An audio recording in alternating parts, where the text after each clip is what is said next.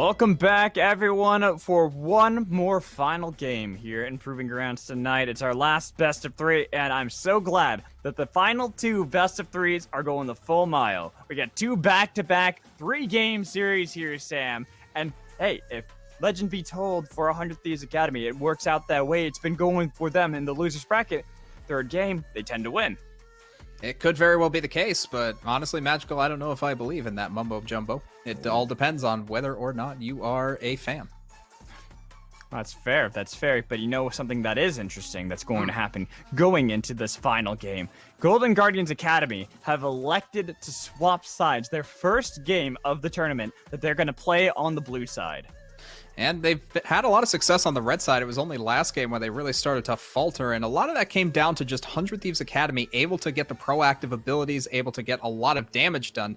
Prismal still played pretty well. You can see in this play, that was probably the highlight for Golden Guardians' last game.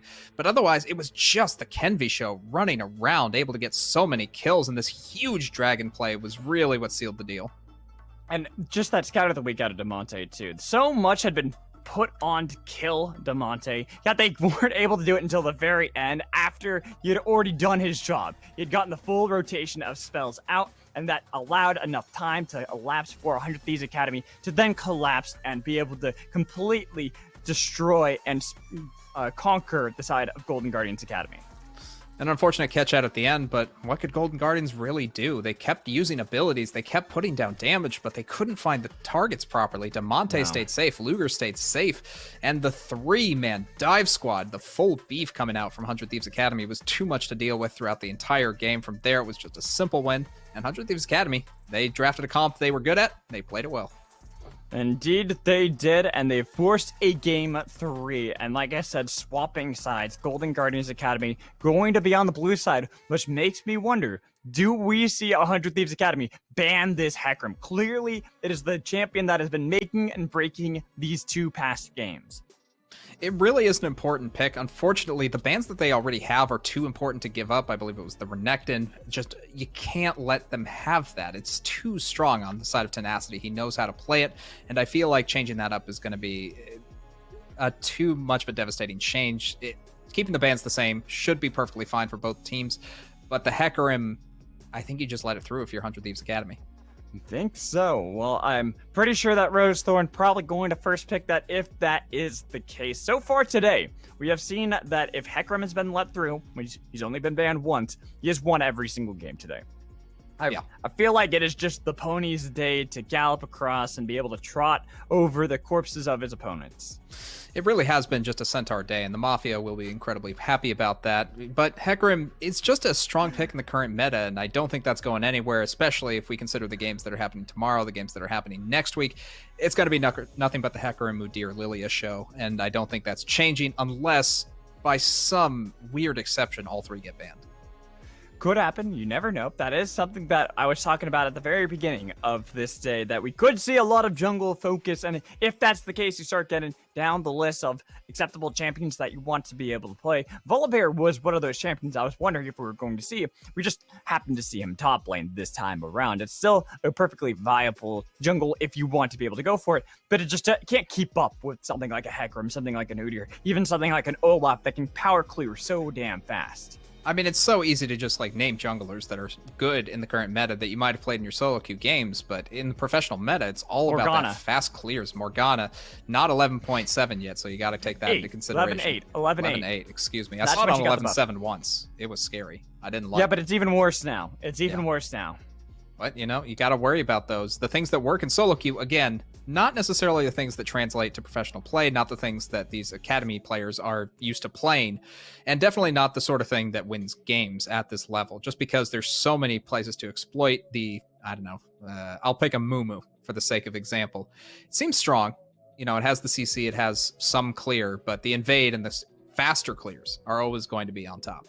And he doesn't clear fast enough comparatively, that's the name of the game right now, and I doubt that would be fun to see, but I doubt we're going to see that, especially not in this deciding match the winner of this game, just this game alone, is going to decide who is going to move forward into the loser semifinals to face off against Evil Genius's Prodigies and face them in the first best of fives that we're going to have. I believe that one would be on Sunday. So whoever wins this one gets to play against them Sunday.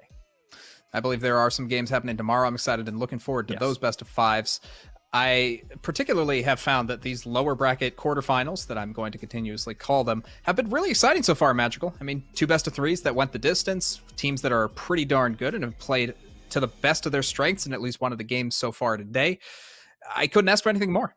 Hey, coming back from the LPL, over there we see nothing but 2-0s pretty much. Very rarely do we get, like before at least the playoffs, did we ever get to see them actually go to the full 3 games. Now, coming back over to NA, I'm glad to see that I'm at least getting some change. When we first got to start off the Proving Grounds, we got 2-2-0s immediately right out of the gates. And so now, finishing off at least the best of 3s, we get to end it off with 2 best of 3s going fully to 3 games. And hopefully this last one will be chaotic, because as I remember, the TSM FlyQuest Academy, that 3rd game got spicy. And I'm hoping for exactly the same here. I imagine both teams are still looking for those late game team fights. I imagine some changes are going to be made. Nocturne might get banned again against Golden Guardians Academy. But I still think both of them drafting towards similar compositions, the 5v5 dive, is entirely facilitated by how they play.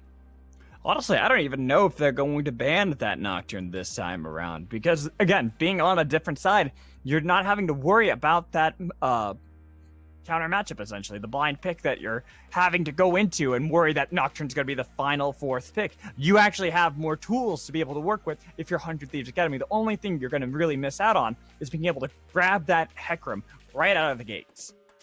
And out of the gates, he's going to go, because I imagine there's no reason. I think every game today and every game throughout, I would even argue this entire Proving Grounds has shown that if you grab the Hecarim on blue side, you're bound for success. It's not 100% win rate. It is a pretty darn high win rate, and I think it's an important thing, especially in this series, when you think about 100 Thieves and Golden Guardians, how they love to be proactive, how they love to dive, and how they love to use the Hecarim, and especially in conjunction with something like Kaisa or Tristana in order to follow that up. Both teams are prioritizing this so much, you can't let it go. I was trying to see if I can find out how many times that it's won blue side, but I feel like it's really high.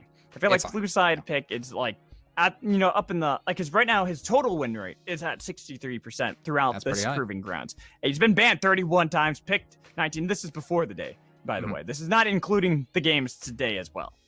Yeah, so there's just a lot of evidence supporting Hecarim. He's a good pick on 11.6. I don't imagine that'll change going into Game 3 of this series, and I would think that both teams have realized how important this is. You asked about whether or not Hecarim gets banned. The more I think about it, I'm more willing to lean towards the yes side for 100 Thieves Academy, who will be on red. Well, because they are swapping sides too, I don't know if we're going to see Golden Guardians Academy go for the same bans as well. I almost wonder if we maybe see a trade. Thresh is something that we normally see banned on red side. The only team that I think is not really following that trend is TSM Academy, who ban at blue side themselves, not feeling confident to first pick that one. But most teams ban at red side. And so looking at this, I wonder if 100 Thieves Academy maybe leave open Hecarim, leave open Thresh, and say, which one do you rather have? I mean, yeah, you could leave both open. Yes, you could give them the decision, but at the same time, I just don't think that benefits either team particularly much. If you give over the Hecarim, then that's the Hecarim gone. It's not really a choice. It's really just a binary yes-no, as opposed to, and that binary refers to whether or not it's available, as opposed to whether or not you want it. There's a lot of question marks. I mean, obviously, all these will be answered when we jump into Champion Select on how these teams are going to really approach the draft. I will say, it is nice to see at least the teams trying to be slightly creative with their drafts. Samira coming back in for Prismal, something we haven't seen too much. And it's not like it did bad either. Sure, it's not necessarily meta, but she obviously can still be powerful in lane phase. And Prismal was able to prove that. And then the Volibear too, being able to, even if it's been something that we have been seeing slowly creep back into the meta, it is still cool to see that 100 Thieves Academy have a lot that they can work with for Tenacity top lane. I mean, there are some meta picks we still haven't seen a whole lot of, Magical. I mean, I think back to the Cloud9 versus Team Liquid finals that occurred in the LCS just a little bit ago. And I think to the Sylas. And that has not really been a pick between any of these teams. I don't think there's anyone that really specializes it at least at the academy level. But I would like to see it a little bit more. I feel like if you deny the Hecarim or if you give the Hecarim away, then you at least have an answer to that. You have an engage that's literally the same thing as the game goes on. And I feel like if you think about those off meta picks, or not even off meta, but basically the exact same meta picks, but stretched out, then you can really give yourself a lot more breathing room. Well, we'll see what they're going to be able to go with here in this final game for the best of threes. The winner of this one moves on into the best of fives. We'll be playing this Sunday against Evil Genius's Prodigies. But right now, as we jump in, and like we said, they've swapped sides. They haven't swapped the first bands. No, they're going to look exactly identical just because these two top laners are very comfortable in the Renekton and Gnar, respectively. And there's no real reason to give that over. The Thresh as well, very strong pick for Poom. Will be denied that, but the Hecarim is still up, Magical. The big question, it has been denied. Not today. See, that's what I was wondering. Do you go for the handshake trade of Thresh for Hecarim? And once I saw the Thresh ban, I was immediately thinking, all right, you ban Hecarim. There's no way you make this a trade here. You don't try to go for that. Rel being banned away by Golden Guardians Academy as well. So we will see a bit of change into this bot lane. And it makes me wonder if maybe we are going to see something like that Senna and Tahm Kench bot lane that 100 Thieves Academy might be able to fall back to. Well, if they're going to do it, this would be the game to pull it out. However, you still have Tristana and Kai'Sa, the traditional ADs that are still available. I don't imagine you ban either of those. Udyr are going to be banned away, leaving us to Lilia as the last S-tier jungler available, I imagine. Golden Guardians Academy really thinking about that pick. Lilia and Nidalee. That's usually what we see when we don't have the Hecarim and Udyr, but I still think that there's more that we might be able to have explored in that jungle. When you don't have Hecarim and Udyr that you're worrying about, there is the Lilia Nidalee trade that you can easily go for, but Volibear, Nocturne, these are other picks that we might be able to see busted out, especially Kenvi. He's likely to play something a bit more aggressive than Nidalee, falls into that similar wheelhouse, but I wouldn't be surprised if 100 Thieves Academy completely flipped the script. Magical, I'm going to make a bold prediction here based on the fact that Lilia was locked in the middle of that. They're not going to flip the script. No. It's going to be Nidalee. That's not a bold prediction. That's a lame prediction. Magical, if you say something is bold, then it's bold. And speaking of bold, 100 Thieves Academy are falling back to their tried and true Senna Kench. When you don't see the Tahm Kench banned away, of course they're going to go for that. Going to be an incredibly safe bot lane for themselves, something that they can utilize to be able to bully around Prismal, bully around Chime, even with Kai'Sa and Tristana. Alistar left open as well. Not really the best to put into this kind of difficult bot lane. Instead, you want to be able to get something that's going to be able to deal a little bit more damage, be able to scale and outscale them. So going for Jinx. Do they go for the Jinx Lulu and have a hyper carry? Yes, they do. Interesting. Okay, so here's the thing, Magical. This is also a flex pick. This could very well go to Tally. This could go to Yunbi. So this isn't necessarily locking Chime into the support, the Enchanter support. This could be a number of different things. Now Golden Guardians Academy have to think, what kind of beef are we going to put into this? Because yes, you can keep drafting more of the squishies. Kenvi himself. You were wrong. Look at this. We get the Kayn pick. Aha. And more often than not, 100 Thieves Academy and most teams that have drafted Kayn typically go for the blue Kayn. And against this comp, I can't say I disagree. So far, 3 squishes have been drafted. Yes, the Lulu's going to give a little bit of extra HP to any target, but that's not going to be enough to really dissuade an assassin like blue Kayn. No, and I will say, even though, you're not going to really dissuade this Assassin Kayn from being able to try to dive on top of Prismal, it's not necessarily going to be easy either. You have to make sure you're careful on who you target, when you target, because having that Lulu, that's why I was saying, the Juggernaut composition, it might not be Kog'Maw for that kind of style, but it's still going to be the hyper carry Jinx that you can always fall back to. And like you said, this Lulu could be flexed around, which means with Seraphine still left open, that could be an option that they grab to really make sure that this Jinx is going to have every tool possible to survive. Well, now Damonte has his pick of the litter when it comes to mid laners. Only Lucian and his Renekton going to be banned out, so every control mage is available. I imagine Orianna could get locked in for him. It's not an awful pick, or it could just be the Zoe. Okay, so locking that in confidently to be able to get a little more poke damage into the 100 Thieves Academy composition. Nearly daring Yunbi to try to go for that Orianna, to try to deal with this Zoe. Even though the Syndra is left open and can be the fallback to go for, instead to try to be able to at least bully around Zoe, you have to be careful because Zoe doesn't really want to be in that lane anywhere. She wants to clear out, rotate around the map, try to make plays elsewhere. As Urgot gets locked into the top side, so it is fine. It could still be that Lulu mid lane for Yunbi. We haven't guaranteed that just yet. Even with these hovers, it's not until we get the confirmation with that lock-in that we know exactly where it's going. This is still a very squishy comp coming in from Golden Guardians Academy, assuming that Orianna gets locked in for Yunbi and not something like a Galio or something else flexible. This is still very much susceptible to a blue cane that gets ahead. The question is whether or not he's able to get those early damage down and able to evolve quickly, because if he stays normal cane for too long, then that pick really starts to fall apart.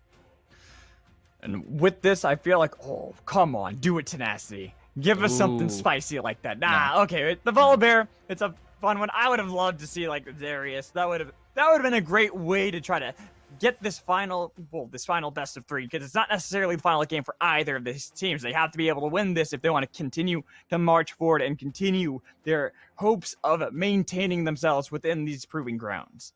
Well, this is the final game, as you said, Magical, and I feel like tried and true is always the way to go, and picking something tanky for the top lane just makes sense with what 100 Thieves Academy has drafted. The Senna Kench lane especially is just an indication that your top is going to be at least a bruiser, if not a full-on tank, and Volibear kind of fits the bill. Very able to take hits, able to keep members off of Senna when they try to go in, but Golden Guardians Academy don't really have an engage tool, so to speak. Yes, the Swirl Seed is available. Yes, you have, I guess, Lulu getting a catch out randomly, but generally speaking, they have a one-dimensional engage comp once again, and I don't know if that's going to be enough to beat 100 Thieves Academy. Well, see, I kind of see this composition not necessarily wanting to engage. I feel like this is about the catch and release. They're trying to absorb 100 Thieves diving into them and then throw it back into their face, because it is not an easy composition for them to be able to burst down, especially if they're all grouped up together. Normally, we talked about this front-to-back style, where, sure, 100 Thieves Academy have dives similar to how they did in Game 2, but it's a lot more risky this time. You're not guaranteed that you're going to be able to annihilate Prismal, that you're going to be able to blow up Yunbi or even Rosethorn, all because if Chime is there, you have to be careful of the Polymorph and the Wild Growth. There's a lot available to the side of Golden Guardians Academy. I just worry that this is very similar to Game 2, where 100 Thieves Academy had the engage comp, Golden Guardians Academy had the reactionary comp, and with the reactionary comp, they just couldn't find the right engagements. They couldn't find the right counter engagements in order to get a good timing. 100 Thieves Academy just kind of ran them over, and I just hope that isn't the same case as this game. Well, with Golden Guardians having their first time on blue side in this Proving Grounds tournament up against 100 Thieves Academy, both of them are fighting for their lives in the Proving Grounds. They want to make sure that they can move forward, get to the best of 5s, face off against Evil Genius's prodigies. It all comes down to this final game. It really does, and it looks like both teams are just setting up line of scrimmage. No cheeky level 1s to speak of, but both teams know how much is on the line and how much they have to focus. Hopefully, 100 Thieves Academy will be able to have a better bot lane this time, looking more like Game 1 as opposed to Game 2. And for Golden Guardians Academy, their bot lane last time was fine. This time, they don't quite have the same oomph with the Lulu Jinx lane as opposed to the Rel and Samira lane. But then again, you're not really having to worry too much. It's a Santa Tom Kench lane that you're facing off against, right? They're not really known as a kill lane. It's going to be more of a trade of a little bit of damage back and forth, trying to see who can maintain a bit of control. And since you have that range support into the melee matchup support, usually you'd give the edge over to Golden Guardians Academy. Generally, I would. It all depends on how they play it out, though. It looks like for the start, Tally and Tenacity, a lane that really hasn't done a whole lot, just early kills here and there. And eventually, Tally was able to do a lot on Nocturne, but for the laning phases that we've seen, it's been back and forth, just shaking hands, having fun. As you can see right now, not quite the handshake in the spot lane. A little bit of damage traded back and forth, but not really in a position to be able to follow up anything just yet. They're poking each other out a little bit, waiting to see if maybe they're going to be able to get a little bit of assistance coming in from their junglers. With Genvi on the top side of the map, he was spotted out on those Krugs by a nice ward placed down by Golden Guardians Academy. So they have information. You can even see that Genvi was able to push out mid lane a little bit, so he can now get another ward onto that blue buff to constantly be able to pinpoint Genvi. Really smart play coming out of Golden Guardians Academy, getting all the vision that they need.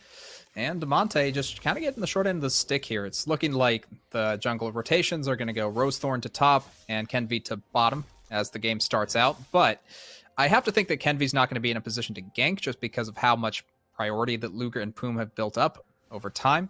And Prismal and Chime, they're just kind of taking poke for free, more or less. And with Prismal not having the heal and without an exhaust being present, it's going to be tough. Ooh. Luger, well, what is this? Playing a bit aggressively there without Poom nearby, wanting to get a bit of damage back onto Chime and Prismal. A bit risky, a bit overextended there. Could have been punished a little bit further, but at least the heal was blown, so Golden Guardians Academy might be able to make work with that. You would call that an overextension and a missed timing out of Luger, and definitely losing his heal. An acceptable trade. Golden Guardians, yes, could have pushed a little bit harder, but using their own summoner spells would have been too much, as Poom was relatively nearby, just not nearby enough to really save Luger from anything bad. Yeah, like you said, it's nothing really bad happening in the bot lane just yet, but Yunbi, gotta be careful, Kenvi in the mid lane. Demonte. Try to see if they can get the flash off of him, getting a little bit of damage coming in, and Swirl Seed on the other side, flash finally. Barely surviving Yunbi is. Demonte took a tower shot and Rosethorn nearby. Gonna be able to scare off Demonte and Kenvi for trying to execute a dive. And with that, Kenvi's going to be able to pick up a lot of evolution points, again, towards blue, which is most likely the case. Demonte getting low, though. And I got to say, Rosethorn's response has been pretty good. Able to back both of the members of 100 Thieves Academy off and make sure this tower stays safe.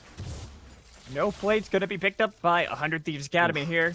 Instead, just going to be getting the TPs out of Yunbi. Probably going to be the TP in from Demonte as well. But bot lane, a lot of damage put back onto Poom, back onto Luger. Might even get the zap to be able to connect to force a Luger and Poom back underneath their turret. And the prio once again goes to Golden Guardians Academy, able to get a little bit of advantage after what was a pretty rough early game. It was just that play off of Luger overextending that allows them to get this priority. Unfortunately, Dragon isn't spawning for another 10 seconds, and even if it was sooner, Kenvi just isn't in a position, or I should say Rosethorn isn't in a position to take a Dragon by himself. Not just yet. Going for that Predator onto this Lilia.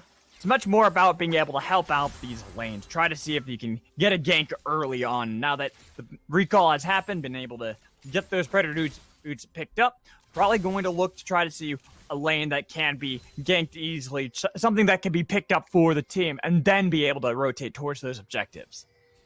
What I want to see out of this 100 Thieves Academy team is the fact that you have Kenvi, he's getting a lot of damage down as Kayn, but you also have the Tenacity lane, and I feel like going topside is going to be a huge deterrent for Golden Guardians if 100 Thieves Academy is able to get early damage onto Tally, because Tally on this Urgot, if he ever falls behind, is never going to be able to have the same input and impact as a Volibear that is behind.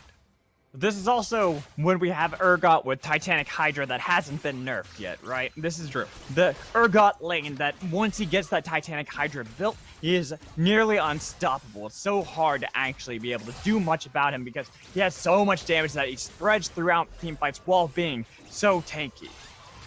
He has a lot of options available to him, certainly, and as the builds get more complicated, it's going to be tough to deal with the Urgot, but what I'm saying is, if Tenacity gets a lead early on and is able to really make a difference early enough in the game, and perhaps even getting 2 kills to start it off, we can see the Tenacity that we saw last game. That is true. That is a possibility that they could try to see if they can fall back to. Ooh, but Tenacity had to use the ult to be able to dodge away from the Fear Beyond Death out of Tally, meaning that, sure, it's not necessarily the worst thing. Oh, though. Mid lane. Kenvi underneath the turret. Could use the Umbral Trespass. There it is to dodge away from the World Seed to get first blood for himself and dodge away from Rosethorn, who wants to be able to try to chase someone down with the help of the Predator, but can't do it. And Predator Lilia, definitely an interesting choice. Usually phase rush more often than not works out for Rosethorn. But I don't disagree with the pick. More often than not, it just means you're able to get a lot of early damage down and you can really get the burst quickly, as opposed to phase rush, which is more for scale. Oh, Luger getting a little bit of assistance from Poom as Rosethorn. It looked like he might have been able to help out this bot lane for Prismal and Chime, but we got to take a look at this replay. Just a nice Sleepy Trouble Bubble that was able to connect. It looked like it was about to miss, but very well placed. And Kenvi for the follow-up knows that Yunbi doesn't have the flash, so the Umbral Trespass, easy as pie, so the Swirl Seed misses. And the aggro completely goes away from both 100 Thieves Academy members. Well, it's actually kind of crazy. So it might have looked a little bit wonky with the paddle, not the paddle search, the sleepy trouble bubble. But what it was when it has, its completed trajectory, you can actually get it so that, okay, hold on. We got Little Thing of Lullaby using the bot lane.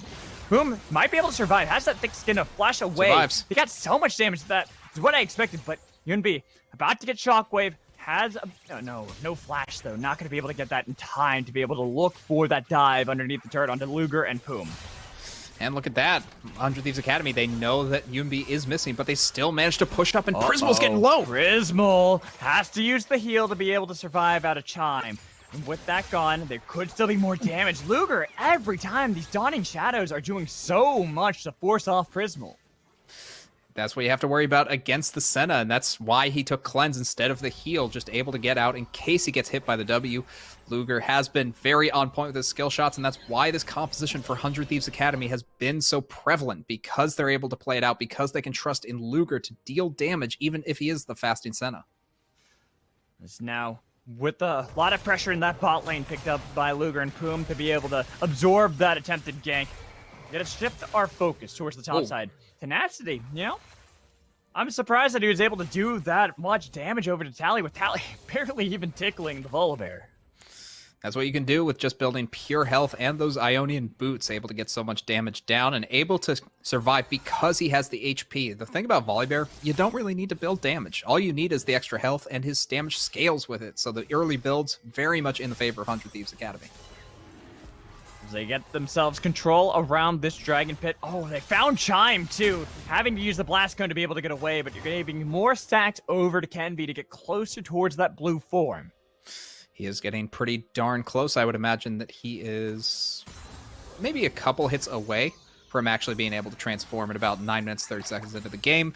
He is going to be very scary once that upgrades. Hey, hit Yunbi twice. He's got Chime there as well. As long as you get these range characters, you're going to be able to get towards that blue form a lot quicker. It's working out well so far for Kenvi. And in fact, Urgot going to function as the same way if he wants to be able to go to the top lane. There's so much that this Kane's going to be able to do once he gets himself up towards that blue form and feel far more like a completed champion. And he's going for the Rift Herald at the moment as Tenacity and Tally just going head-to-head in this battle of the big boys. Could be used, but they're both holding off on it, waiting to see maybe Kenvi might show up with the Monte. Look for a dive on a Tally, but bot lane Luger taking a lot of damage. Zap does not connect. Where's the rocket? Where's the dive? They're trying to see if they can attempt it from Rosethorn. Maybe they're going to be able to get it, but Luger has dodged back pretty far away. Has been healing up immensely, too. Oh, Rosethorn's going in.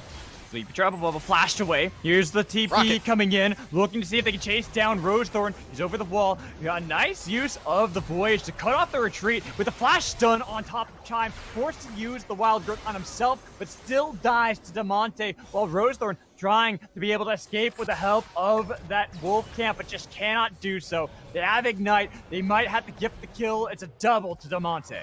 Demonte being in the right place at the right time, but 100 Thieves Academy collapsed beautifully onto the overextension coming in from Golden Gardens Academy, and that's exactly what we were hoping for, waiting for the reactionary play and doing it well. So 100 Thieves Academy looking pretty strong right now, and gifting both of those to Demonte doesn't hurt in the slightest. Exactly what you want at this stage in the game. And Sam, I understand your voice hurting too. We've got 6 total games so far. It's been wild. It's been all over the place. But you know what? We get to see it. Take a look at this play again in the bot lane. And I respect the fact that Golden Guardians are attempting these dives on it to the Senatom Kench lane, but we see why you don't generally gank that lane. It's just so difficult to actually kill Senna. It's the fact that everyone had teleport available. 100 Thieves Academy had all the members in location in order to deal with that dive. And also the fact that we mentioned during Champ Select, Golden Guardians Academy has to be the passive team. Using the grenades to try to be able to get away. The flash in, Chime, you have no health. You have no wild growth. Even with the heal, it should be the kill coming in. He takes down Chime for the second time this game, and that might be the full stacks up for Kane now. Almost gifted over to Demonte again, but you're more than happy to give Ken V the stacks, and now he should have the evolution, if my math is right. He also has the Rift Herald, which will be popped. I believe that was in the bot lane. That's going to make a pretty huge difference, considering that they need the early advantages, and if they are able to push the early advantages, then this reactionary team on Golden Gardens Academy not going to be able to do their job.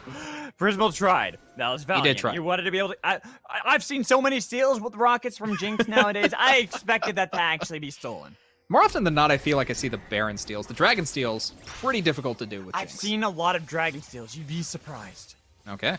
Well, Yeah, I am surprised. It's weird. But right now, looks like that there's going to be this large lead for 100 Thieves Academy. They've gotten themselves 4 kills early on. 2,000 gold lead, but Luger, got to be careful. There's Predator popped by Rosethorn, still trying to see if they can dodge away from this fight just enough to be able to get the damage onto Prismal, onto Chime.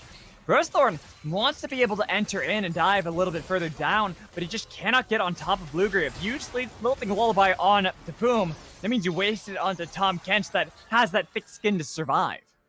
It's going to be really tough. At 100 Thieves Academy, just have the response every single time. You try to play active against the most passive lane in the game in 100 Thieves Academy, you find out the results are not great. And for Golden Guardians Academy, they're looking for any play they can make, but the only play they seem to be finding is the bot lane, and that's just not what you want. Yunbi hasn't been able to be involved in this entire Look game. at how fast Ken V is right now. They're looking for Tally. They've got the damage. They've blown him up, in fact. Tenacity also lives through the dive. Very big that they were able to get the 1-for-0 going over to the top laner, and Kenvi, now evolved, is going to be a true terror on the Rift. That's what we're talking about. He was trying his damnedest to be able to get towards that blue can. You can see the amount of damage, especially since there's no resistances that have been really built up by Golden Guardians Academy at the moment. Prowler's Claw is completed. Already looking to see if he can scale up that lethality to burst through these members of Golden Guardians. And that's exactly why they picked this Kayn, is just because they knew there were so many squishy members on the side of Golden Guardians Academy. The only person that's ever going to build resistances early in the game is Tally, and you saw exactly what happened when Kenvi got to that top side of the map. When you look at everyone else, Rosethorn, Yumi, Prismal, and Chime, they're all going to be very susceptible to the Kayn, and even if you have a Chime ultimate, even if you have that wild growth, it doesn't matter, because environment magical. Also, the fact that Chime, dying 2 times in this game, wild growth himself, but still died. You need to be able to use that onto your carry, onto Prismal, and Kenvi. It's making sure that this Lulu not going to be able to do so. The flash away, but the follow is too immense. Umbral Trespass, the Shockwave could do nothing to stop him. Just barely not in time for that Shockwave, but it wouldn't have mattered anyway. Too much damage out of 100 Thieves Academy, and Kenvi having a pop-off game in the lower bracket quarterfinals. You don't often get to see a Kayn, but you can see the power in the right hands. The flash coming in, Tenacity trying to be able to get away, does not have that Stormbreaker, Fear Beyond Death, pulling back in with the chains and destroying the bear. He got over there, and Tally manages to find himself the first kill for Golden Guardians Academy of the game. It's a shame that it had to come so late and at the cost of 5 other kills for 100 Thieves Academy, but at the very least, it's a start to something, and if Tally gets taken off, he could potentially become the 1v5 monster.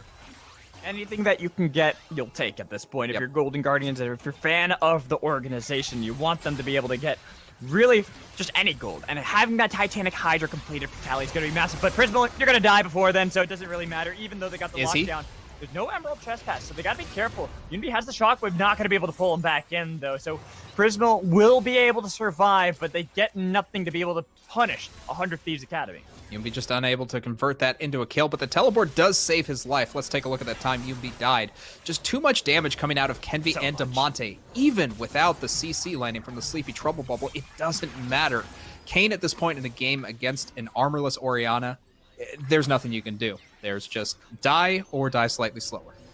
Well, you can see with the mythics that are completed on the side of 100 Thieves Academy, they have such a massive lead. 3 of them that they have in their inventories. Titanic Hydra is the only completed item for Golden Guardians Academy, which, granted, is a huge spike for Urgot, but everyone else is still working their way towards that spike. And they don't really have a whole lot of time left, Magical. Luger is already getting pretty strong. I imagine his back is going to be fairly impactful. Poom as well, finishing the Turbo Chem Tank. It's looking like 100 Thieves Academy are rolling away with this game, and considering the comp they have, they can really do a lot with an early lead. Rosethorn has a bit of vision with the help of the Scuttle Crab on to this Rift Herald, but with no turret mid lane, they don't really have the help that Yunbi could be able to provide. Damonte already the one on the draw, making sure that he's playing defensively for them to be able to take down that Void creature itself and give Kenvi another avenue to be able to try to punish Golden Guardians at any turret that they might be able to stand behind. And with that, 100 Thieves Academy are just rotating themselves to the mid lane, trying to get down as much pressure as possible so that they can open themselves up for the dragon, which is spawned. And this is going to be number 2 of the game, the Cloud. Going to be going over. Right now, it looks like 100 Thieves Academy are uncontested, and based on Rosethorn's position, I imagine it's not going to change. Game 1, Game 2, far closer than this third game, it's seeming. In Game 3 of the FlyQuest TSM Academy games, that was a nail-biter, back and forth constantly. But this one, 100 Thieves Academy, seem like they are firmly in control. They are the kings of this rift, and they do not look like they want to relent it. Not in the slightest. Picking up 2 dragons in the early game, 6 kills in the early game means 100 Thieves Academy are looking pretty solid to start it off, but it's all about how they play their late game team fights. And if I know 100 Thieves Academy, they can play their late game team fights.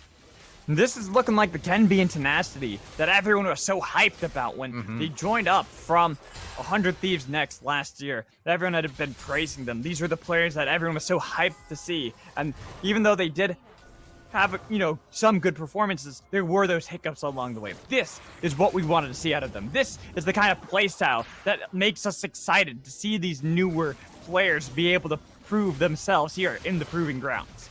And so far, Kenvi really showing why these picks can be so strong. I like to think that in a different meta, perhaps, he shows up like this again and again. It's just been the fact that he's been stuck to the same 2 junglers over and over and hasn't really been able to shine with his individual strength. Perhaps, and maybe perhaps, next season, it'll be more like this, where we see the pop-off performances. But also praise over to Luger.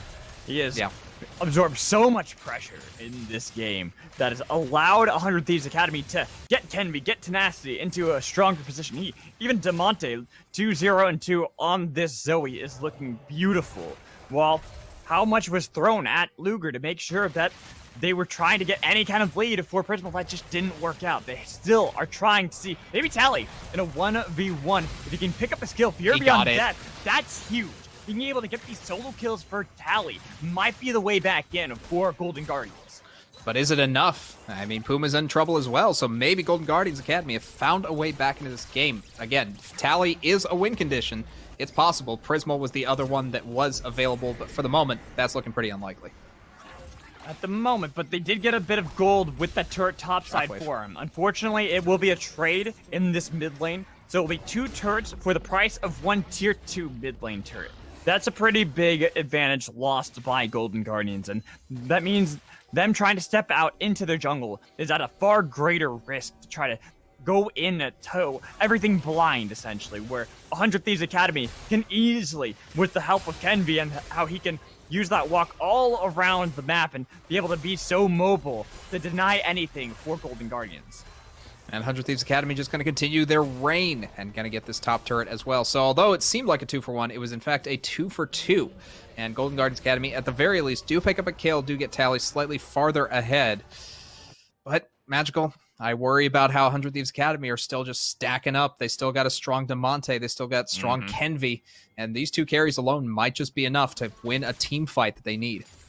With a 5,000 gold lead too for 100 Thieves Academy, waiting for the first mountain dragon to spawn, their 3rd dragon of the game that 100 Thieves Academy want to be able to grasp onto and put Golden Guardians in a position that they constantly have to play this reactive gameplay, constantly are having to answer what 100 Thieves Academy are doing, even though we kind of talk about a catch and release style composition, something that can absorb a lot of pressure. It's hard to be able to deal against something like Kenby when he's 4-0, has gotten an item lead already over Rosethorn. It's more like a get caught and release sort of composition Magical, because Kenvi can just go anywhere he wants. He is the hunter that Golden Guardians Academy never wanted him to be. And Tally, really the only person who has agency at this point in the game, is getting poked down by Demonte. You saw that was about a 1/3 health off a single paddle star. But Tally still probably has a bit of gold, probably wants to be able to get to that stride breaker to really be more impactful and having at least somewhat of a lead over Tenacity, who's gone for more of that tanky route to be able to help out the team, plus getting a Black Cleaver to make Tenacity's damage even more impactful as long as he's lasting long enough in these fights to be able to spread out that bit of armor shred. And with the the Stride Breaker done, For Tally, he's going to be even scarier in the 1v1. The question is, do 100 Thieves Academy send anyone over? Because it may not be necessary at this point in the game. If he takes a turret, it's not the biggest deal in the world. If you can win a team fight elsewhere on the map, then Golden Gardens Academy are at a much bigger deficit. And speaking of deficits, Third Dragon's coming up in 30 seconds, Magical. I imagine 100 Thieves Academy, they want it bad. I think that's what 100 Thieves Academy are setting up for. They don't really think that there's much that Golden Guardians Academy can do. You can see that Rose Thorn Tally, they are around that Baron, but it's more out of clear, trying to see if they can... Oh, wait, are they really trying to do this? Two people at 23 minutes into the game? I suppose that is technically possible. Oh, they're TPing for it. But they know. Oh, what a play. They know. They 100% know, but do they commit? Do they stick to it? Going to be the Abyssal Voyage use. It's down to 2/3. 3,000. It's down to 3/4. Trying to see if they can get 2,000. it. Rose Thorn so low, and the One more shot hit. away pulls them back Get in, it. but it's stolen away by Tally. He makes sure they secure it, but they've lost 2 in the fight. But at the same time, Magical, they found a play. They were able to hit the Baron. And at the very least for Golden Guardians Academy, they bought themselves some time and pressure, which is exactly what they need in order to make this scaling composition work. As long as they're delaying the game, that is what will work out for them. You can see that I can't believe they're actually trying. That's two crazy. people. The TP as well. It was spotted out, so that's why the side of 100 Thieves Academy knew, because Yunbi had tried to TP right inside the minion wave. But still, the fact that they're able to secure it is insane to me. The fact that Golden Guardians Academy even thought to do that play and attempted it to the fullest of their ability, that to me shows a very strong team. Even if they don't win this game, even if they don't win this series, that was a move that took some real guts to pull off. And they get it. They're able to put that Baron buff on to Yunbi, on to Prismal. Even Chime going to be able to have the buff on top. Only Tally and Rosethorn not going to be the benefactors of that play. But this is perfect. You said it best. Delaying the game, making sure that they can continue to survive and push this game further and further into the reaches of these minutes means that they're going to be able to scale up and become that much more stronger into these upcoming team fights. But at the same time, 100 Thieves Academy have an answer. Just fight now, fight all the time, get the picks you can, secure the objectives that are basically free at this point in the game, and balloon your lead to something astronomical so the next team fight goes 100% red side. As 100 Thieves Academy, even though they did not get the Baron, they did get that dragon, like you said. They have themselves within Soul Point, and that gives them a lot of agency, even more so than they had over the map, and are going to be able to force Golden Guardians towards their hands. You can see Kenpy, level 15. He is 3 levels over Rosethorn at this point.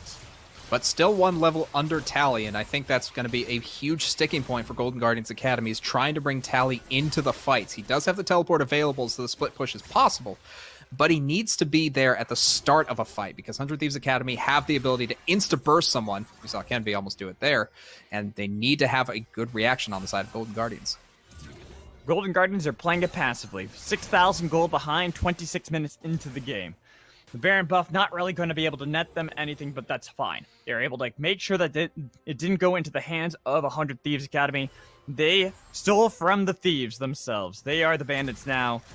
And with this, it's just delaying, trying to see what else they can get. Unfortunately, not much. They're waiting for the minions to crash into them, which means every camp is pretty much taken by 100 Thieves Academy. They're going to be able to, even if it's slow, have gold lead that continues to escalate. And the more it escalates, the scarier the team fights get for Golden Guardians Academy. 100 Thieves Academy, in the meanwhile, they're just kind of playing it passive themselves. You could argue that they are pushing waves, that they are making proactive moves in vision, but there's not any objectives to really go after. Both Dragon and Baron are spawning in about 2.5 minutes, so whatever they choose to go for, whether it's Dragon Soul or the Baron buff, is going to be advantageous to them. And I feel like they still hold all the cards. They just can't do anything for 2 minutes. And that's the hard part. That's the hard part for our Golden Guardians here. Obviously they want to hold. They want to wait it out, right? They need to make sure that they're surviving, but in 2 minutes, they are on this timer. They'll have to make a call somewhere. They'll have to find a way to be able to, again, delay this game from 100 Thieves Academy, who will make sure that there is no way that they can delay this game any longer. And I don't know if that's going to be an option for long, Magical. You can see Rosethorn. He has completed both the Leandries as well as the Zonias. So is looking relatively strong, just not as strong as 3-item Kane. And I feel like, especially having the only Zhonya's on the team, he's not going to be the target ever. It's going to be Prismal, it's going to be Yunbi, and they are not going to have a good time once Canby gets on the map.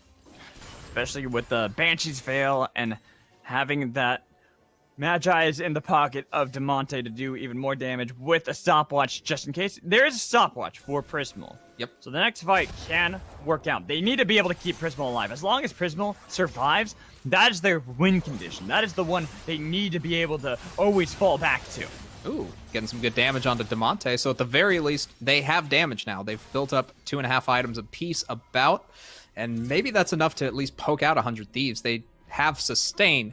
But at the same time, if they get the burst down for Golden Guardians Academy, they can get a pick and perhaps win a team fight. And be using the TP into the bot lane, making it so that they're probably going to have to forfeit this Baron buff if they want to be able to play around it. But they are getting a bit of chip damage onto Tenacity while Kenby. Oh no, Chime. He had to flash away, but he's dead. We knew that that was going to happen the moment it landed. And without the wild growth to be able to protect Prismal, they have to bail out of this completely. There's a shockwave onto 2 members, but Rosethorn took so much damage. He had to go golden to be able to survive the flash on top of Prismal to be able to go golden as well. Golden, they have everything for the team of Golden Guardians. They've now silenced them to make sure they're pushed back into their base. No way to be able to fight back against 100 Thieves. And even winning that team fight 5v0, 100 Thieves Academy does not go for the immediate win. They're instead just sending Luger, Kenby, and Poom to try to get this inhibitor down. Demonte now following as well, while Tenacity grabs the Dragon Soul. It's free objectives, Magical. Exactly. There's not really much that Golden Guardians can do. They're trying to be able to fight back. Look at the damage onto Yunbi. Even with the wild growth, he might die to the Umbral Trespass. He barely survived. They got at least Boom to save Kenby. But Tally, he's the one who has to flash away to be able to survive. 100 Thieves Academy, they finally crack open the inhibitor turret. At the same time, they get themselves the soul. And with the soul, they have only 2 objectives left, the Nexus and the Baron. Likely to go for the Baron. 100 Thieves Academy have so many things going for them. They have the damage, they have the team fight, they have the scaling. And it feels like Golden Guardians Academy only have time left. Only time will tell to see what is going to happen in this game, but we got to take a look at this replay, and it's really Chime getting caught out by the Sleepy Trouble bubble.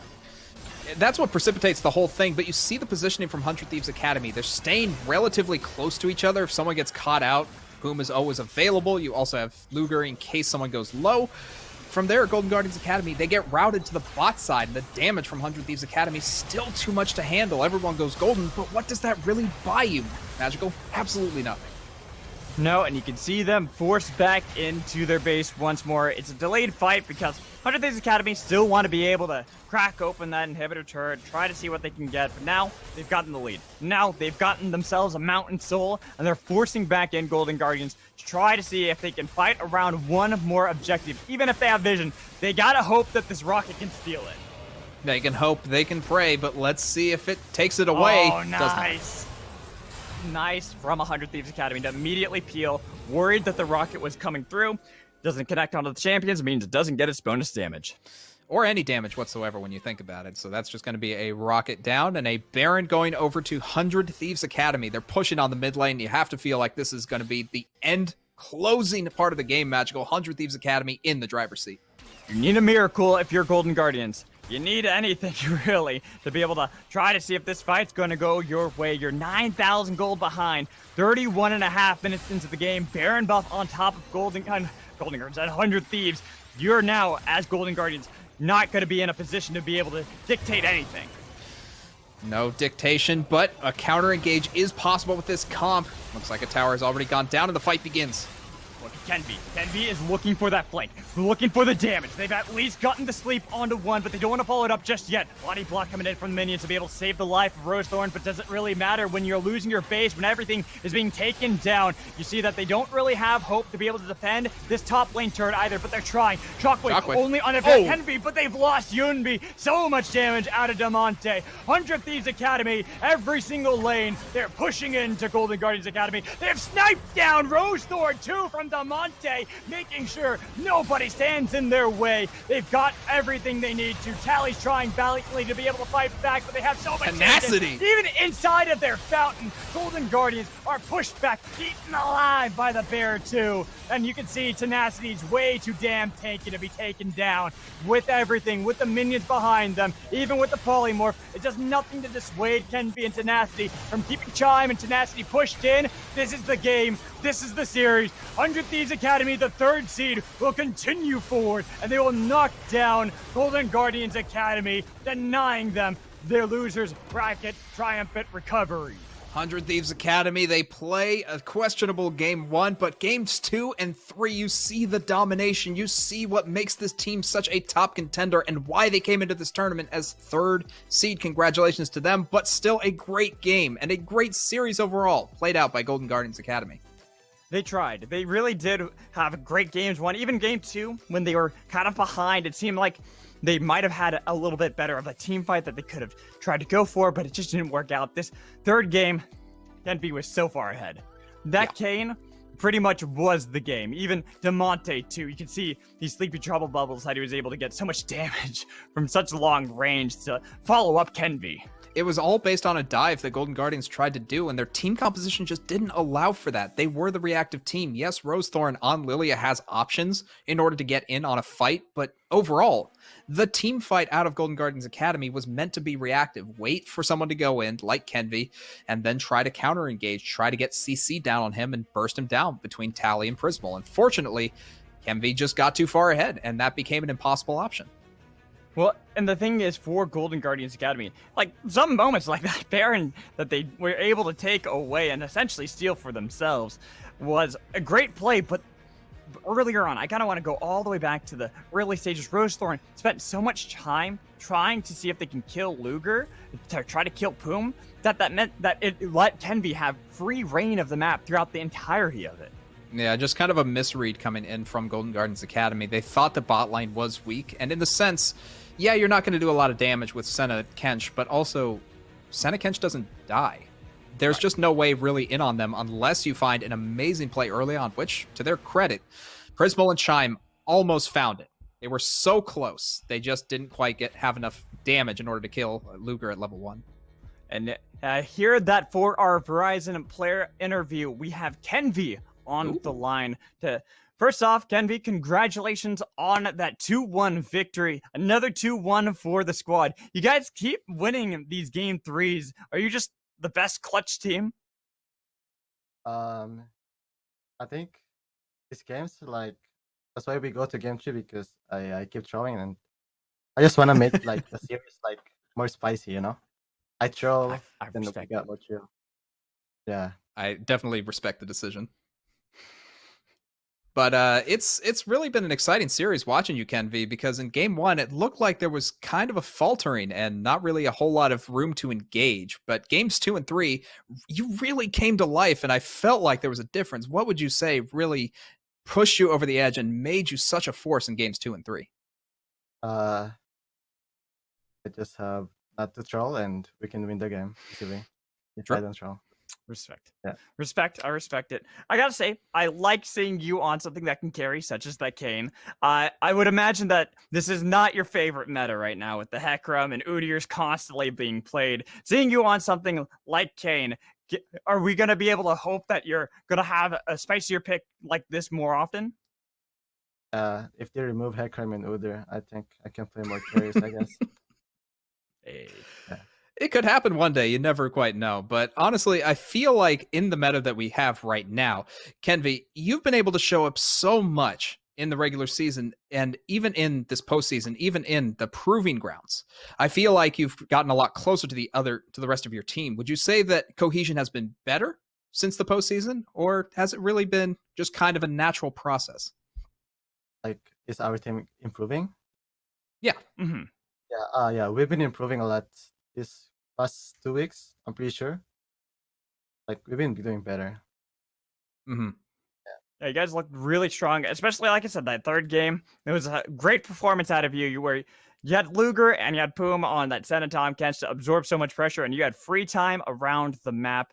But I also got to say, I really do like how you and DeMonte seem to have this really good synergy. So how has having DeMonte on this roster been affecting how you guys play? Having him is this roster is really good because he can he knows about like the game, and he's really good player. That's why we He got definitely this is. He unit. showed up a lot. Yeah. Definitely good stuff to see out of both you and DeMonte, but something I want to see out of you, Kenvi. And I want to see this dominant performance. I just ask for your next series against Evil Genius's Prodigies that's coming out. Could you please pull out the Ramus just for me? It's not been Uh, buffed yet. I'm not sure. Maybe if there's a chance, Do it. but Don't listen to him. Don't listen to him. It's okay. You can tell him no. 1% chance. 1%. Hey, you know what? 1%'s better than no percent. I'll take that Agreed. myself.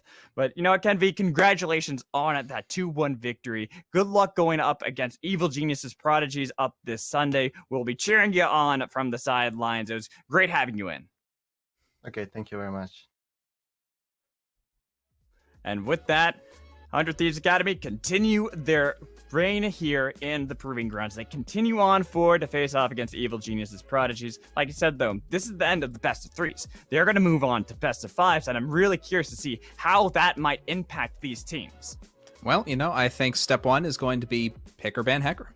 I think that more than anything else is going to be something moving forward.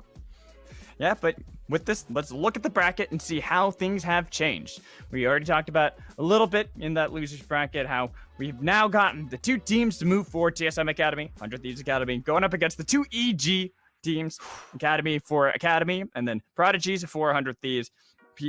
Really interesting to see how these games are going to play out, especially tomorrow when we have Evil Geniuses Academy versus TSM Academy. I think both of these games in the semifinals for the lower bracket are going to be very exciting. I feel like both matchups are pretty even, and I feel like both teams have a lot to show. The Evil Geniuses organization are either going to have a really good day, really bad day, or kind of an okay day. It'll be interesting to see. I mean, those are the options. You never know. I mean, yes, I guess those are the options when you say it that way, but I was hoping for, analysis. Well, that's a shame that you brought me onto the cast then, isn't it? No, it's not. I enjoy having you here, Sam. It's always great being able to cast with you. It was great being here for this, final day of the best of threes for the Proving Grounds to finish it off. And what a way to end the best of threes, right? All the games go in the full 3 games. We get 6 games. Your and mine our voices, oh my God, and our brains are completely fried at this point. It was a lot of fun. It was. Our boomer brains were barely able to keep up, but the excitement was there, and hopefully everyone that was watching enjoyed the show. 6 full games, folks. How can you ask for more? Exactly. And we thank everyone for joining us here today. We hope you come back in tomorrow to be able to see the first of the best of 5s, TSM Academy, Evil Geniuses Academy. It's going to be super hype. Make sure you join back in tomorrow. But that's going to do it for us tonight. Have a wonderful night, and we'll see you tomorrow.